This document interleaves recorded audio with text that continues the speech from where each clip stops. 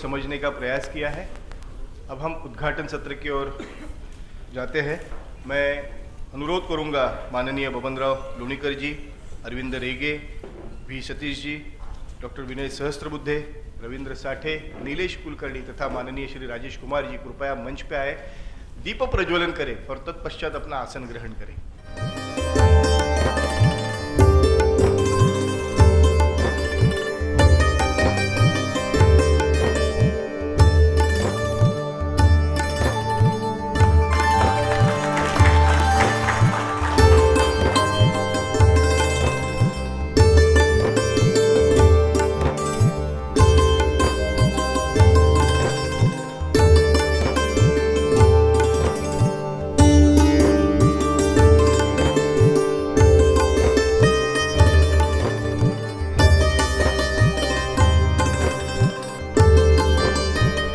सरपंच के नाते आपने आपके सार्वजनिक जीवन को प्रारंभ किया, तत्पश्चात पंचायत समिति, जिला परिषद के सदस्य आप कई वर्षों तक रहे। 1999 में भारतीय जनता पार्टी के परतूर विधानसभा के विधायक के नाते आपने पहली बार चुनाव जीता, फिर 2004 में चुनाव जीता और अभी 2014 में चुनाव जीतने के बाद आप महाराष्ट्र के वाटर सप्लाई और सैनिटरी डिपार्टमेंट के माननीय मंत्री है। वैसे देहाती क्षेत्र का, ग्रामीण क्षेत्र का आपका अध्ययन काफी गहरा है। अपने भारत की जो घोषणा है सत्यमेव जयते, तो बबनराव जी की घोषणा है स्वच्छमेव जयते, और स्वच्छ भारत के अभियान में जो कुछ भी अपना योगदान है वो 100% देने का उन्होंने संकल्प किया है। आने वाले 5 साल में माननीय प्रधानमंत्री जी का सपना पूरा करने के लिए जो कुछ भी मेरे क्षेत्र में मुझे करना है वो मैं जरूर करूँगा, ऐसा संकल्प उन्होंने किया है। मैं उनका स्वागत करता हूँ। हमारे बीच में है माननीय अरविंद रेगे जी। वैसे इंजीनियरिंग तक आपकी शिक्षा पूर्ण हुई है, 35 साल तक आपने कॉर्पोरेट क्षेत्र में काम किया है। 2006 से मालगी प्रबोधिनी के प्रबंधन समिति के सदस्य हैं। मैं रेगे जी से अनुरोध करूंगा कि माननीय बबनराव जी को पुष्पगुच्छ और तुलसी का पौधा देकर उनका स्वागत करें।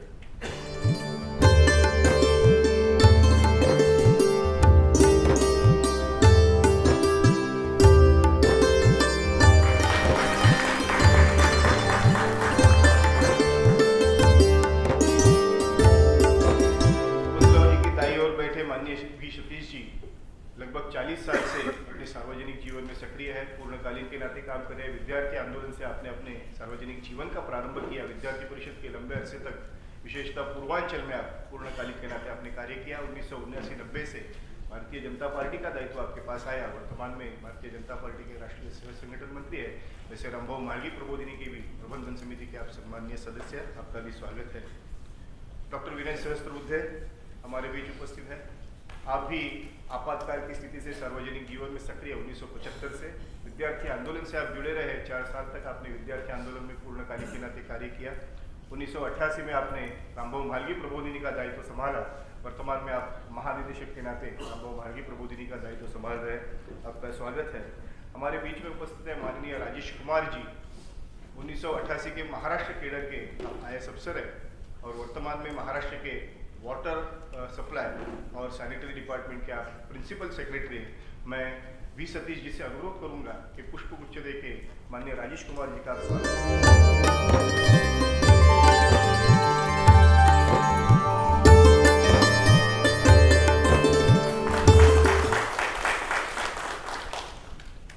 रविंद्र साठे 1984 से 1992 तक सार्वजनिक जीवन में पूर्णकालिक के नाते आपने प्रायः गोवा में कार्य किया। 1992 में रामभाऊ मालगी प्रबोधिनी से आपका संबंध प्रारंभ हुआ और गत कई वर्षों से कार्यकारी निदेशक के नाते आप मालगी प्रबोधिनी का दायित्व संभाल रहे। आपका भी स्वागत है। इस परिषद के संयोजक नीलेश कुलकर्णी, जो बेसिकली इलेक्ट्रॉनिक्स इंजीनियर है, लेकिन पानी विषय में, जल विषय में आपने काफ़ी गहरा अध्ययन किया है, चिंतन किया है और इसी क्षेत्र में आप गत कई वर्षों से कार्य कर रहे हैं। ड्रॉप करके आपकी संस्था है, प्राइमू करके एक संस्था के माध्यम से आप पानी के क्षेत्र में जो कुछ भी सलाह देने की आवश्यकता जहाँ जहाँ पैदा होती वहाँ करते हैं। प्राइमू के आप निदेशक हैं, आपका भी स्वागत है। वैसे इस परिषद के आयोजन समिति के 2 और सम्मानीय सदस्य हैं। डॉक्टर मेधा सोमैया मुंबई की है, मुंबई के महाविद्यालय में आप प्रोफेसर हैं और इस आयोजन में इनकी भी भूमिका अहम रही है। माननीय भारत भूषण जी इंदौर से है, ये भी इस परिषद की पूरी संयोजन में आपका भी गहरा योगदान रहा है। मैं नीलेश जी से अनुरोध करूंगा कि इस परिषद की भूमिका हम सबके सामने रखें।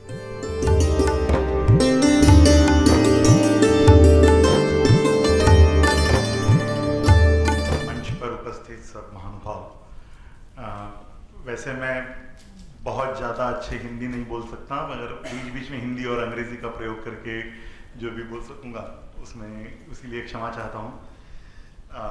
आज 30 जनवरी है और हम स्वच्छता की बात कर रहे हैं। महात्मा गांधी जी के पुण्य स्मरण पर इससे बड़ा कौन सा अवसर हो सकता है कि जिस समय उनको आदरांजलि देने के लिए, उनका स्मरण करने के लिए हम स्वच्छता की बात करें, और बात कर ही ना रहे तो उससे आगे कैसे जाए, इसके ऊपर कुछ कार्यक्रम तैयार करें। तो मैं पहले ही महात्मा जी का स्मरण करते हुए शुरुआत करता हूँ। हम सबको पता है कि ये स्वच्छ भारत मिशन इतने जोरों शोरों से शुरू होने का जो श्रेय है वो 15 अगस्त को भारत के प्रधानमंत्री द्वारा लाल किले की प्राचीर से देश को एक आह्वान किया गया था कि हम कैसे इस देश को स्वच्छ बना सकते हैं। और कई लोगों को ऐसे लगा कि ये कोई प्रधानमंत्री ने उठाने लायक चीज़ है क्या, मगर इतने सालों से स्वतंत्रता मिलने के बाद भी अभी ये जो काम हुआ नहीं है, और वो एक दिन में होने वाला भी नहीं है, उसको बड़े पैमाने पे शुरू करने के लिए प्रधानमंत्री ने जो आह्वान किया उसको देश ने बहुत अच्छी तरीके से सपोर्ट किया है, और आगे ले जाने की स्थिति में कई क्षेत्रों के लोग उसमें जुड़ रहे हैं, ये हम सब लोग देख रहे हैं। मैंने जैसे कहा ये काम कोई आसान नहीं है, मगर अशक्य भी नहीं है, इम्पॉसिबल भी नहीं है। तो इसको कैसे how we can make this success, इसके लिए पार्टिसिपेशन या जनसहभागिता ये की लेकर के हमने इस पूरे 2 दिन के आयोजन का विचार किया हुआ है। उसमें एक बात ऐसे है कि पार्टिसिपेशन जब हम कहते हैं तो कम्युनिटी पार्टिसिपेशन, ये एनजीओज में काम करने वाले हमारे साथियों को लगता है कम्युनिटी पार्टिसिपेशन से ही सीमित होता है। इसमें हम जो पार्टिसिपेशन की बात कर रहे हैं वो ज़्यादा बड़ी बात कर रहे हैं, जिसमें कई इंस्टीट्यूशंस जुड़ेंगे, शासन जुड़ेगा, स्टेक होल्डर्स और कई तरीकों के मल्टीलैटरल बायोलैटरल ऑर्गेनाइजेशन से लेकर के समाज के सभी घटकों का इसमें सहयोग कैसे हो, इसके ऊपर हम ध्यान देने की बात इस 2 दिन में करने वाले हैं। ये जैसे 15 अगस्त को इसकी घोषणा हुई स्वच्छ भारत मिशन, ये पूरे मिशन मोड में शुरू किया गया है, और दोनों मंत्रालय, शहरी विकास मंत्रालय और ग्रामीण विकास मंत्रालय, जो स्वच्छता में मतलब पेयजल और स्वच्छता विभाग दोनों से इसकी अलग गाइडलाइंस, मार्गदर्शक सूचनाएं आई हुई है। मगर वो मार्गदर्शक सूचनाएं तो एक काम कैसे करें, इसका कोई एक गाइडलाइन की तरह या मार्गदर्शक की तरह उसका उपयोग है, उसका वास्तव में राज्य के स्तर पर क्या होना चाहिए वो गाइडलाइंस का, ये भी प्रेजेंटेशन करने के लिए दोनों मंत्रालयों से वरिष्ठ अधिकारियों को हमने आमंत्रित किया हुआ है, और वो अपने सामने इसका ऑपरेशनलाइजेशन या इसको राज्य के स्तर पर कैसे किया जाए ये भी देखेंगे। एक बात ऐसी है कि ये महाराष्ट्र में करने का प्रयोजन क्या है, तो चूंकि आज महाराष्ट्र के मंत्री महोदय और यहाँ उपस्थित है इसीलिए मैं नहीं कह रहा हूँ, मगर जैसे 2000 में टोटल सैनिटेशन कैंपेन शुरू हुआ था, तब से महाराष्ट्र की एक परंपरा ऐसे रही है, यहाँ के संतों की, यहाँ के समाज सुधारों की, विचारकों की, कि उन्होंने समाज को नए नए चीजों में जोड़ने के लिए विविध माध्यम से प्रेरित किया है। और आप सभी लोग शायद जानते होंगे कि संत गाडगे बाबा का नाम आपने सुना होगा। संत गाडगे बाबा ग्राम स्वच्छता अभियान के नाते महाराष्ट्र ने जो रास्ता दिखाया था, उससे प्रेरित होकर के केंद्र में निर्मल भारत अभियान का पुरस्कार देकर जो गांव अच्छा काम कर रहे हैं उनको पुरस्कृत करके बढ़ावा देने का काम शुरू हुआ था। So that was the beginning. It was informed by Government of Maharashtra's experience, and as on date, we can very proudly say that Maharashtra is a state which is leading in water sanitation. और ये फिर मुंबई स्थित मालगी प्रबोधिनी ने ये सोचा कि इस काम की शुरुआत महाराष्ट्र से ही हुई तो बहुत अच्छा रहेगा, इसीलिए हम यहाँ आज सब इकट्ठा हुए हैं। ये 2 दिन का जो सत्र है, इसमें पहले मार्गदर्शक सूचनाओं के बाद राज्य की परिस्थिति क्या है और राज्य में किस तरह इसको देखा जाना चाहिए, इसके ऊपर भी प्रस्तुतिकरण अगले सत्र में होना है। उसके बाद एक नया विषय हम इस बार इसमें जोड़ने की बात कर रहे हैं कि इंस्टीट्यूशनल सैनिटेशन के कोई सक्सेस स्टोरीज हो सकते हैं क्या, या कोई हम बहुत अच्छा रेलवे स्टेशन जो बहुत स्वच्छ हो, स्वच्छ रखा जाए, बस स्टैंड अच्छा स्वच्छ हो, कॉलेज हो, बैंक हो, या any other institution which takes lead in making that institution a proud one by keeping it clean. तो इसके कोई मॉडल्स विकसित हो सकते हैं क्या? इसमें एक बहुत बड़ी बात ऐसी है, इसमें टेक्नोलॉजी का यूज कैसे किया जाए, इसमें प्रोसेस इनोवेशन को भी बहुत महत्व है, तो ये प्रोसेस इनोवेशन कैसे उसमें इंटीग्रेट किया जाए, इन सब चीज़ों की बात करने के लिए।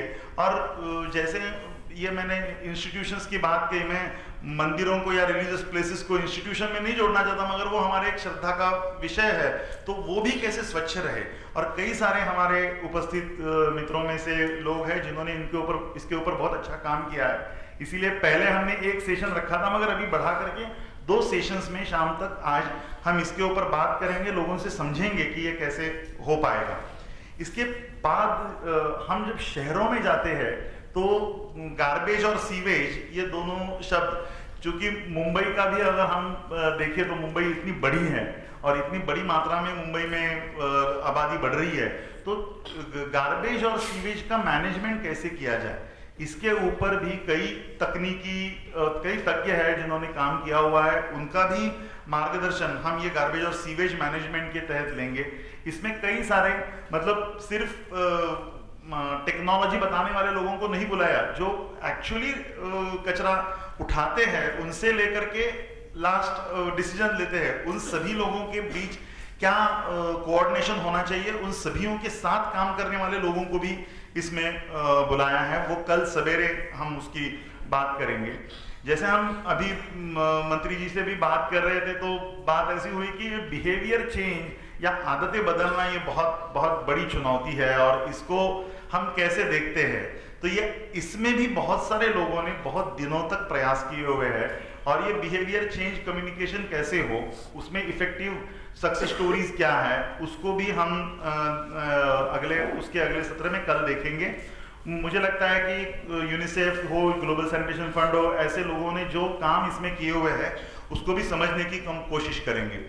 और अंत में कल के सेशन में गवर्निंग फॉर सैनिटेशन, यानी कि ये हमारे जनप्रतिनिधि जो है, जो पंचायत से लेकर के जिला पंचायत हो, विधानसभा हो, लोकसभा हो, या विभिन्न महानगर निगम हो, इनमें काम करने वाले जनप्रतिनिधि है, उन जनप्रतिनिधियों ने अगर इसको बढ़ावा दिया, इसको ओन अप किया, if they start acting on this, then definitely there can be sizable change, and उसमें कई तरीके हो सकते हैं कि कोई इंसेंटिव दिया जा सकता है क्या, कोई डिसइंसेंटिव हो सकता है क्या, और भी कई तरीके जनप्रतिनिधियों के द्वारा हम सुनेंगे। कई सारे महानगर निगम के पार्षद से लेकर के मेयर्स तक की लोगों की इसमें जुड़ने की कोशिश है।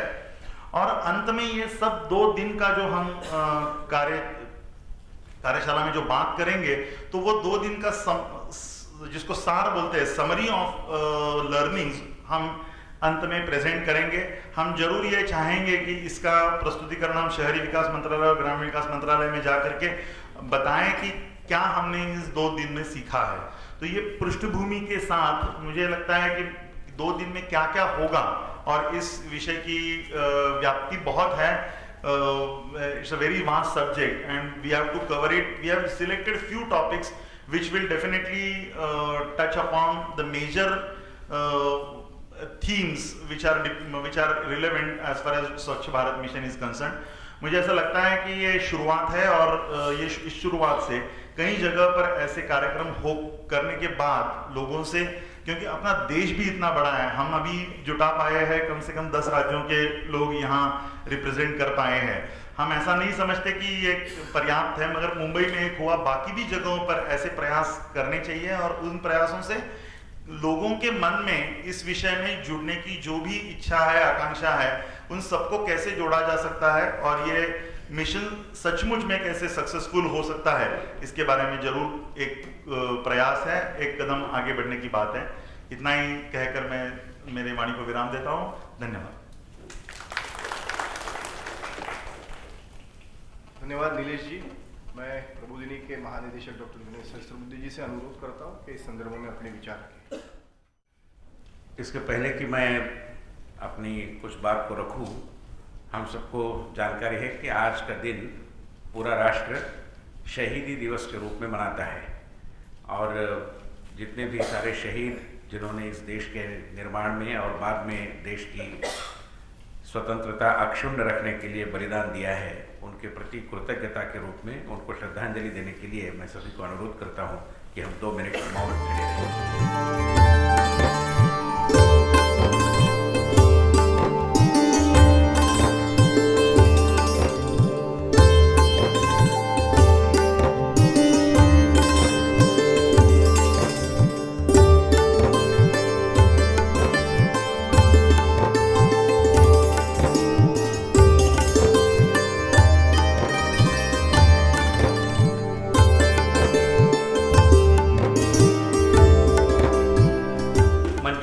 हमारे मध्य में उपस्थित इस उद्घाटन सत्र में मुख्य अतिथि के रूप में हम सबको जिनका मार्गदर्शन प्राप्त होगा, महाराष्ट्र के जल संपदा और स्वच्छता विभाग के मंत्री माननीय श्री गोविंदराव जी लोणीकर, उन्हीं के विभाग के प्रधान सचिव माननीय श्री राजेश कुमार जी, प्रबोधिनी के न्यासी माननीय श्री वी सतीश जी, माननीय श्री रेगे जी, मेरे सहयोगी रविंद्र साठे जी, इस पूरे आयोजन के पीछे जिनकी मेहनत है वो इस परिषद के संयोजक नीलेश कुलकर्णी जी, सामने बैठे हुए बहुत सारे स्वैच्छिक संगठनों के और इस विषय के विशिष्ट क्षेत्र में जानकारी और अनुभव रखने वाले महानुभाव, जिसमें यूनिसेफ, ग्लोबल सैनिटेशन फंड और इंडियन सोशल रिस्पॉन्सिबिलिटी नेटवर्क जैसे विभिन्न संस्थाओं के प्रतिनिधि, भाइयों और बहनों, आज का दिन इस परिषद के लिए चुनने के पीछे यह भी कारण था कि ये पूज्य महात्मा गांधी जी का पुण्यतिथि दिवस है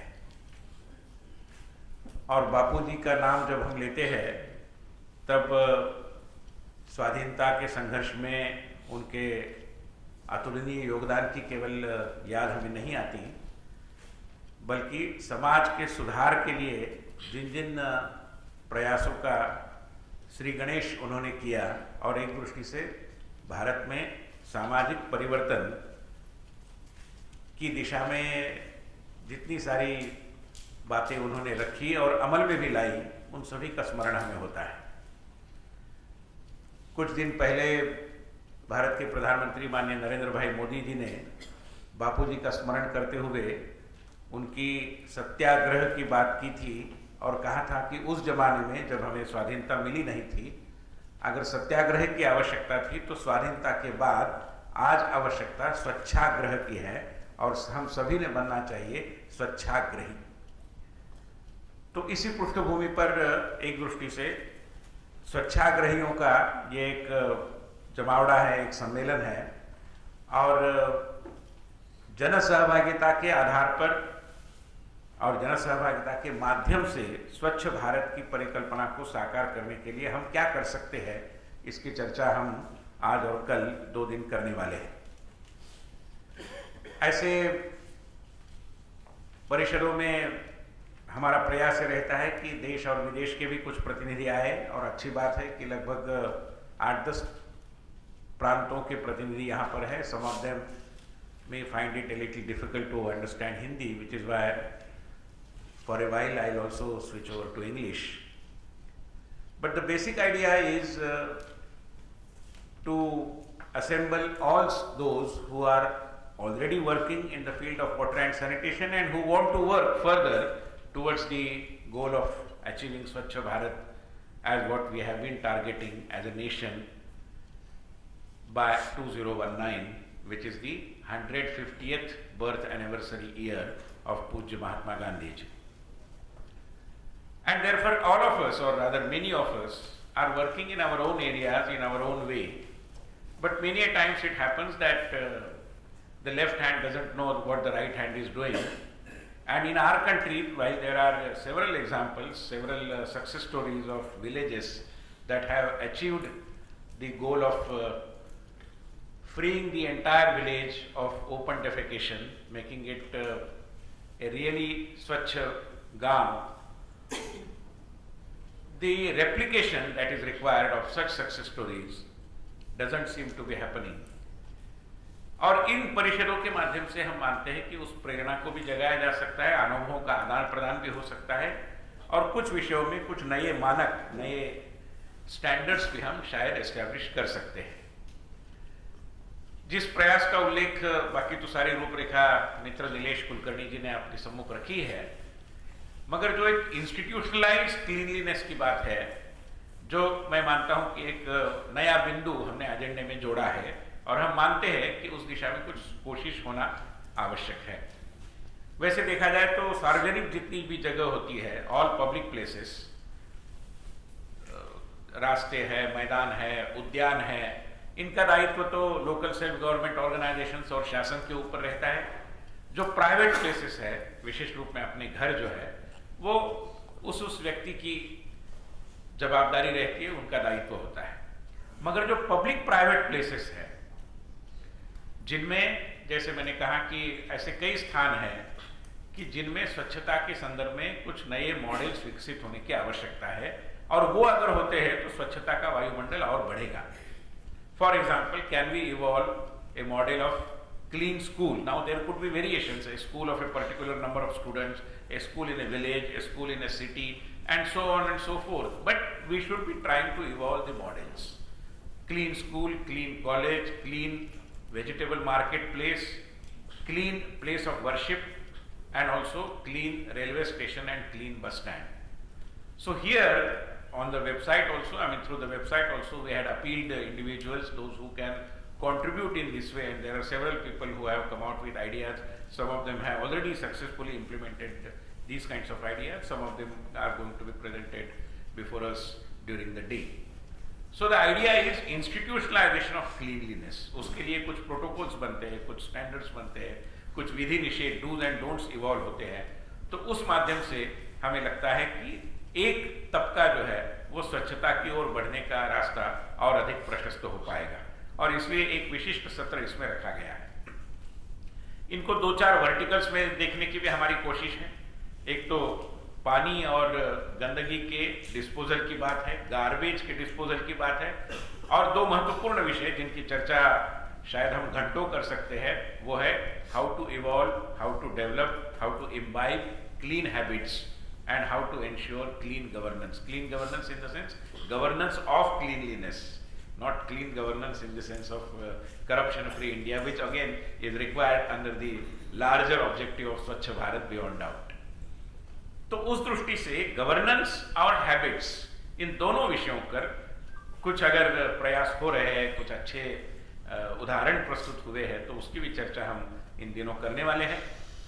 चर्चा, सेमिनार्स के बारे में, परिसरों के बारे में कहा जाता है कि कई बार अंत में लगता है कि इसमें से हमने क्या प्रोड्यूस किया, what is the productivity of this deliberation. I believe कि इस तरीके के, बाकी तो चर्चा के लिए काफी गुंजाइश है, काफी विषय पत्रिका बहुत बड़ी है, but even if we could evolve some models of institutionalized cleanliness, I would say it would not be a small success.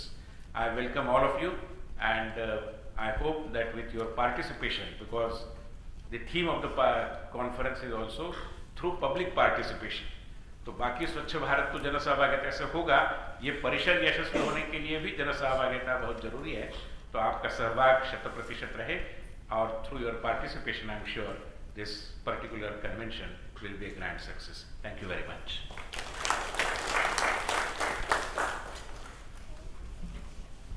धन्यवाद विनय जी। हमारे मध्य में उपस्थित है माननीय श्री रेखा जी महाजन, मालकी प्रबोधिनी के प्रबंधन समिति के आप सम्माननीय सदस्य हैं। वैसे मराठवाड़ा में कई शिक्षा संस्थाओं पे आप सक्रिय रूप से कार्यरत है। मैं अभी आप इस परिषद के उद्घाटक माननीय बबन राव जी से अनुरोध करूंगा कि उद्घाटक के नाते अपने विचार हम सबको संबोधित करें, अपने विचार हमारे सामने प्रस्तुत करें। आजच्या कार्यक्रमाला उपस्थित व्यासपीठावरील मान्यवर सन्माननीय विनयजी सहस्त्रबुद्धे, सन्माननीय वी सतीश जी, सन्माननीय अरविंद जी रेंगे, सन्माननीय रविंद्र जी, सन्माननीय नीलेश जी कुलकर्णी, रेखाताईजी महाजन, प्रधान सचिव राजेश कुमारजी, व्यासपीठावरील सर्व मान्यवर, आज या ठिकाणी रामभाऊ म्हाळगी प्रबोधिनी यांच्या मार्फत हा कार्यक्रम या ठिकाणी घेण्यात आलेला आहे. या कार्यक्रमाच्या माध्यमातून आपण एक ऊर्जा घेऊन बाहेर पडणार आहोत. रामभाऊ म्हाळगी प्रबोधिनी या ठिकाणावर गेली अनेक वर्ष लोकप्रतिनिधींचं प्रशिक्षण झालेलं आहे.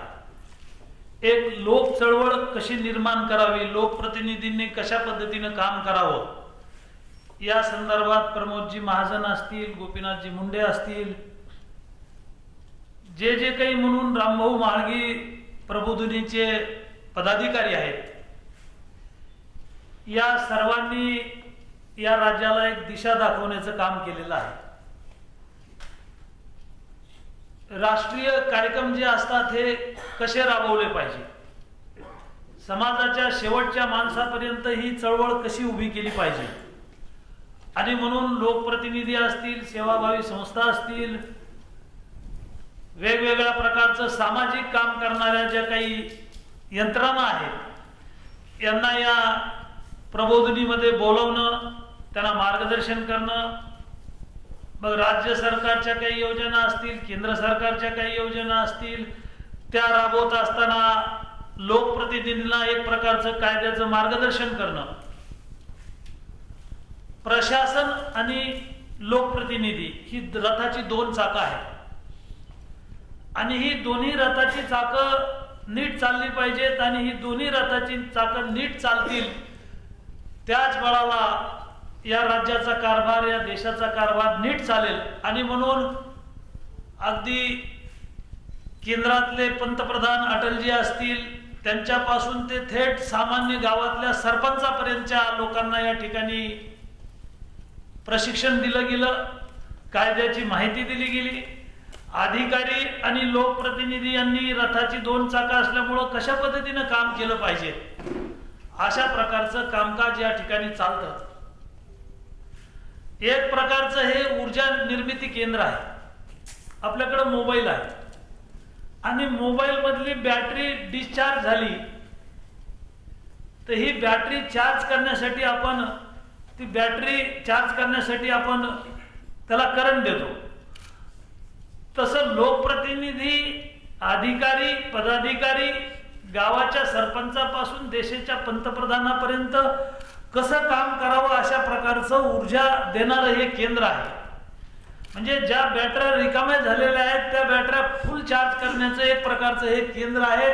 आणि या केंद्राच्या माध्यमातून अनेक लोक सरपंच झाले, अनेक लोक जिल्हा परिषद मध्ये जाऊन चांगलं काम करू शकले, अनेक लोक आमदार खासदार म्हणून चांगलं काम करू शकले.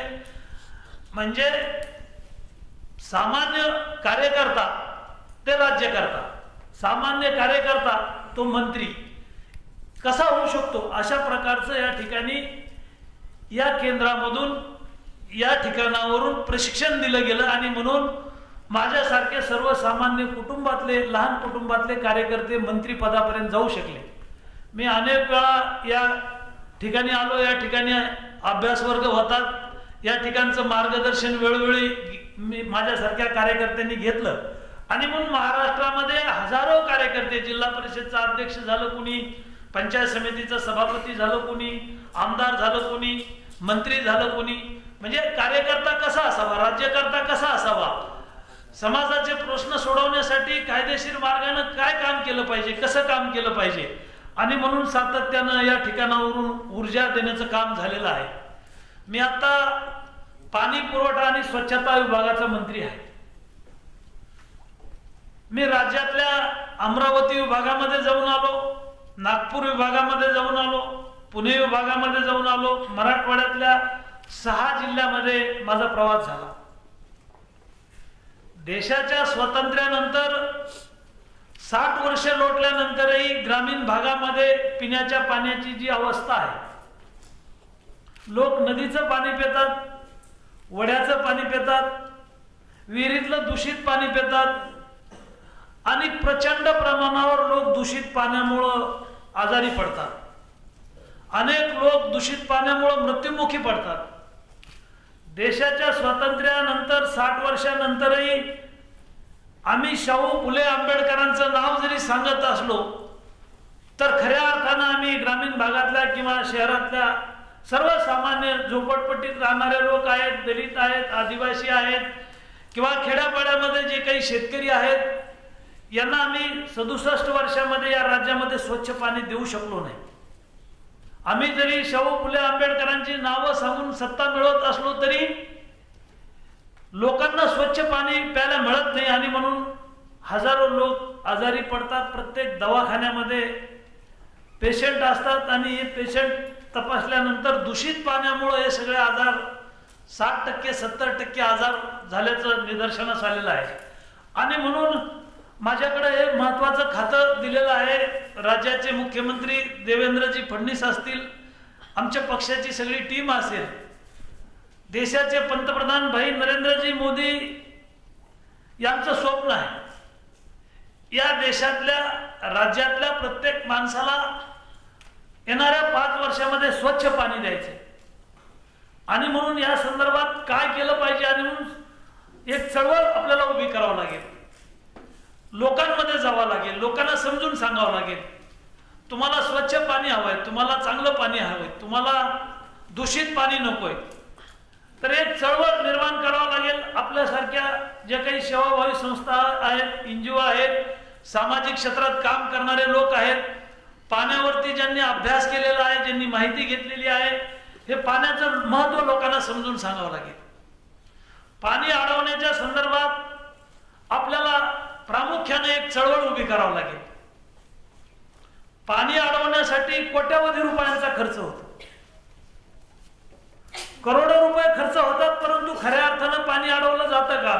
खऱ्या अर्थानं त्याचा उपयोग झाला का? राज्यातल्या 50-60% वेगवेगळ्या जिल्ह्याची मी माहिती घेतली. पाणी अडवण्यासाठी खर्च खूप होतो. धरणं बांधली जातात, 15-15 वर्ष, 10-10 वर्ष शेतकऱ्यांच्या जमिनीचे पैसे मिळत नाहीयेत. पाझर तलाव असतील, लघु तलाव असतील, साठवण तलाव असतील, सिमेंट बंधारे असतील, याची अपूर्ण काम आहेत. गेल्या 17 वर्षापासून कंदर भरणीचं पाणी अडवण्याचं काम होत नाहीये.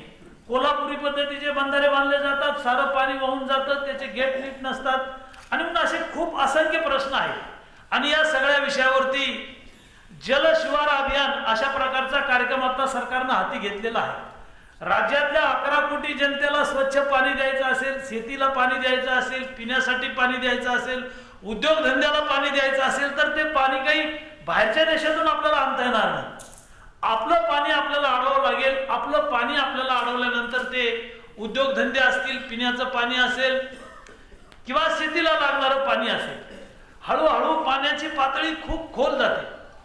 म्हणजे पाण्याची पातळी 300 फुटापेक्षा खाली आहे काही भागामध्ये. 500 फुटापर्यंत, 600 फुटापर्यंत, 1000 फुटापर्यंत पाण्याची पातळी गेली आणि पाण्याचा उपसा खूप वाढलेला आहे. आणि पाणी साठवण्यासाठी हजारो कोटी रुपये खर्च होतात, परंतु ते पाणी अडवलं जात नाही, सिंचन नीट होत नाही, पाणी अडवलं जात नाही, म्हणून लोकांना प्यायला पाणी मिळत नाही. मागच्या 2 वर्षापूर्वी जो दुष्काळ पडला, पिण्याच्या पाण्यासाठी राज्यामध्ये 200 लोकांचा मृत्यू झाला. काही लोक विहिरीत पाणी घेण्यासाठी जातात, तिथं त्यांचा मृत्यू झाला. काही महिला टँकर खाली चिरडून मरण पावल्या. माझ्या मतदारसंघात पेवा नावाचं गाव आहे, आदिवासी लोक राहतात, दलित बंजारा लोक राहतात. या गावात प्यायला पाणी नाही म्हणून आदिवासींच्या 2 मुली, 10 वर्षाची आणि 13 वर्षाची मुलगी पाणी प्यायला गेल्या आणि त्यांचा मृत्यू झाला. म्हणजे 200 लोक मागच्या दुष्काळामध्ये पाण्यामुळे मरण पावले. शेवटी पाणी जिरवल्याशिवाय, पाणी अडवल्याशिवाय, ही धरणं पूर्ण झाल्याशिवाय एक राष्ट्रीय चळवळ आपल्याला ही निर्माण करायची, तर शिकल्या सवरलेले लोक आहेत, ज्यांना या विषयाचं ज्ञान आहे, आपल्याला खाली जाऊन याचं प्रबोधन करावं लागेल, मार्गदर्शन करावं लागेल, लोकांना समजून सांगावं लागेल. राज्यकर्त्यांना या गोष्टीचा अभ्यास करावा लागेल. म्हणजे राज्यात 70,000 कोटी रुपयाचं सिंचन होतं, परंतु सिंचनाचा उपयोग मात्र होत नाही. वसंतराव नाईक हे राज्याचे मुख्यमंत्री झाले महाराष्ट्रात मला हरित क्रांती करायची, पण आम्ही बघतो हरित क्रांती होऊ शकली नाही. महाराष्ट्राचं वाळवंट झालेलं आहे, सिंचन नाहीये, शेतीला पाणी मिळत नाही, उद्योगधंद्याला पाणी मिळत नाही, लोकांना प्यायला पाणी मिळत नाही. म्हणजे हरित क्रांतीचं स्वप्न महाराष्ट्राचं होतं. वसंतराव नाईकांनी घोषणा केली, पाणी तर आणलं नाही पण पैसा जिरला. गुजरातमध्ये भाई नरेंद्र मोदीजी मुख्यमंत्री होते आणि त्यांनी महाराष्ट्रात जी घोषणा वसंतराव नाईकांनी केली ते काम मात्र गुजरातमध्ये भाई नरेंद्र मोदी साहेबांनी केलं, मुख्यमंत्री म्हणून केलं आणि तिथं गुजरातचं नंदनवन झालं. गुजरातच्या शेतीला पाणी प्यायला मिळते, गुजरात राज्यातल्या जनतेला स्वच्छ पाणी प्यायला मिळतं. कच्छ सारखा भाग आहे, या भागामध्ये रेल्वेनं पाणी दिलं जात होतं, रेल्वेनं पाणी दिलं जात होतं, टँकरनं पाणी दिलं जात होतं. या भागातल्या मुला मुलींची पाण्यामुळं लग्न होत नव्हती, प्यायला पाणी नाही, सांडपाण्यासाठी पाणी नाही, शेतीला पाळून पाणी नाही. वाळवंट असणारा हा विभाग, कच्छ विभाग, या विभागामध्ये गुजरातच्या सरकारनं चांगलं काम केलं तर गुजरातचं नंदनवन झालं आणि पूर्ण राज्य एकाच योजनेतून पाणी पितं. पूर्ण राज्य, महानगरपालिका असतील, नगरपालिका असतील, ग्रामपंचायती असतील, एकाच योजनेतून पाणी पितं. फिल्टरचं पाणी आहे पूर्ण राज्याला आणि पूर्ण राज्य एका योजनेतून पाणी पितं आणि पिण्याच्या पाण्याची पाणीपट्टी वसुली करण्याचं काम गावातल्या ग्रामपंचायती करतात, सरकार करत नाही. सरकारनं योजना केली राज्यासाठी आणि लोकांना स्वच्छ पाणी प्यायला मिळतं. आपल्या राज्यामध्ये पाण्यावरती करोडो रुपये खर्च झाले. आम्ही गावात जातो, गावात गेल्यानंतर दर्शनी भागामध्ये मोठीची मोठी टाकी उभी असते, दुसरी बाजूला दुसरी टाकी असते, मोठं गाव असेल तर तिसरी टाकी असते. गावात पिण्याच्या पाण्याच्या 3-3, 4-4 योजना आहेत. पण गावात सत्यनारायणाची पूजा आहे आणि देवबाप्पांनी सांगितलं डोळ्याला पाणी लावा, तर एकाही टाकीच्या तुट्टीवाटं पाणी येत नाही. म्हणजे 60%, 50% पिण्याच्या पाण्याच्या योजना राज्यातल्या बंद आहेत. आपल्याला शेवटी सरकारनं या योजना केल्या, योजनेची कामं नीट झाली नाही, त्यामध्ये भ्रष्टाचार झाला आणि लोकांना प्यायला पाणी मिळालं नाही. भ्रष्टाचार मुक्त पाण्याच्या योजना आम्हाला भविष्यामध्ये करायच्या. गुजरातच्या धर्तीवर, तामिळनाडूच्या धर्तीवर, मध्य प्रदेशच्या धर्तीवर या राज्यामध्ये लोकांना स्वच्छ पाणी मिळालं पाहिजे, फिल्टरचं पाणी मिळालं पाहिजे आणि म्हणून आपल्याला लोक चळवळ निर्माण करावं लागेल. लोकांना समजून सांगावं लागेल की ही योजना तुमची आहे, ही योजना सरकारी नाही.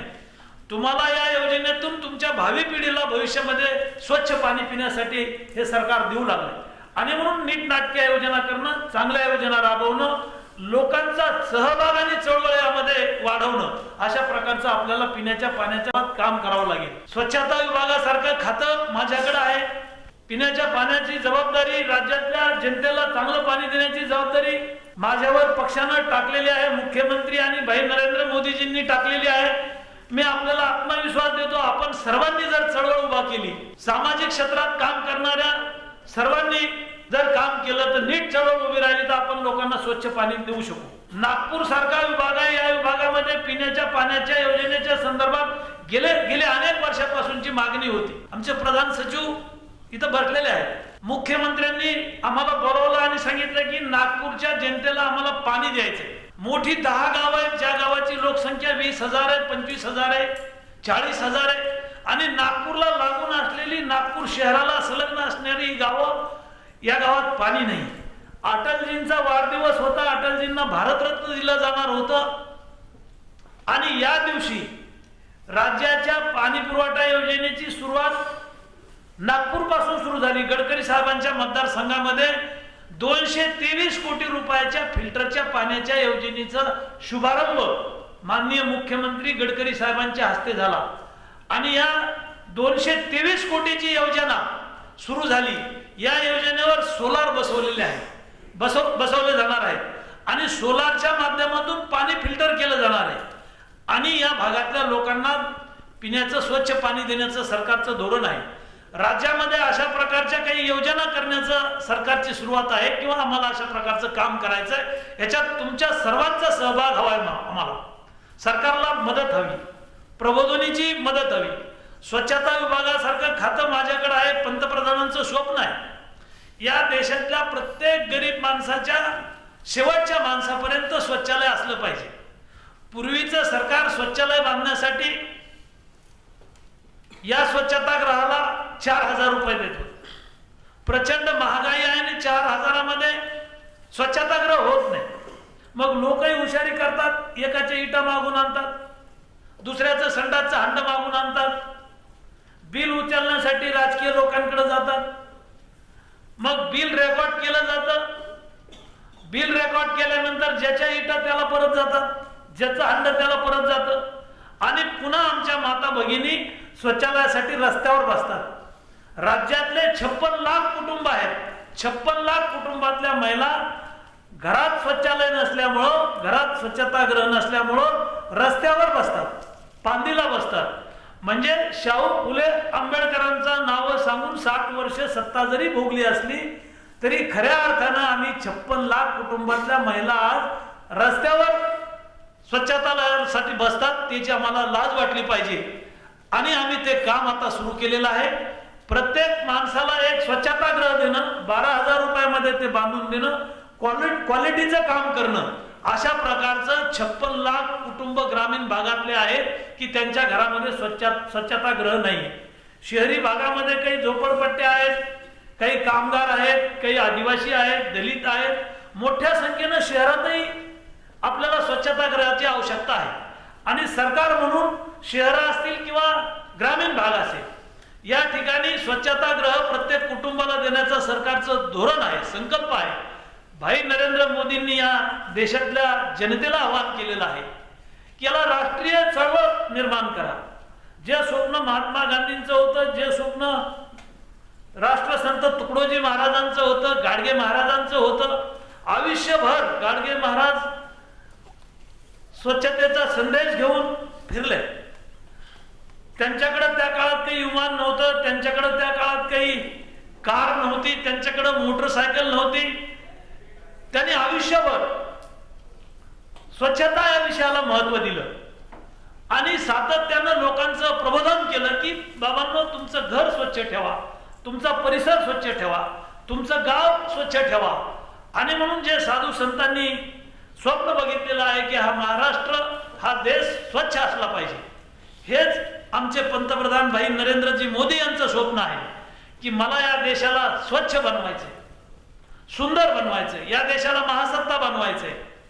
तर हे सगळं काम करण्यासाठी आपल्या सर्वांना प्राण प्रतिष्ठा लावून, पणाला लावून काम करावं लागेल.